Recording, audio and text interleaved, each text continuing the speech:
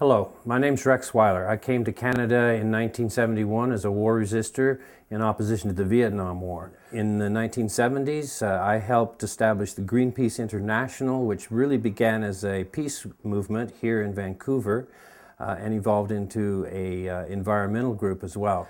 We understood then, and it's important that we understand now, the link between war and environmental destruction. For example, during the first Gulf War in 1991, some 11 million barrels of oil were released into the Arabian Gulf, and the sabotaged oil wells emitted some 6 million gallons of oil into the atmosphere. Now, this contamination in Kuwait and the Arabian Gulf at the time was one of the worst environmental disasters on the planet.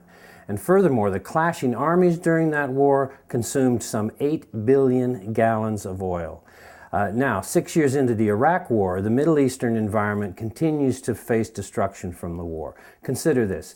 In 2003, oil spills, fires, and pipeline destruction resulted in the release of more toxic chemicals. And because of this, as a result, the leukemia incidents in Iraq have increased since 1991 by 600%.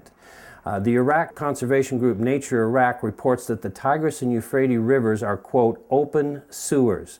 The U.S. Environment Program claims that the war is threatening 33 wetland areas in Iraq that are vitally important for the survival of the bird species.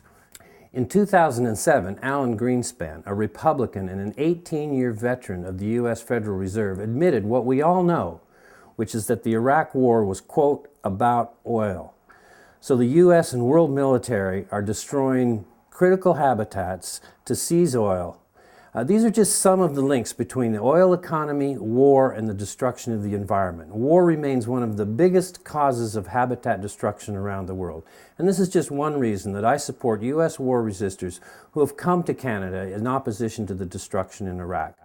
And I ask all environmentalists and, in fact, all citizens of Canada to do what they can to make Canada a safe refuge for war resistors. Thank you very much.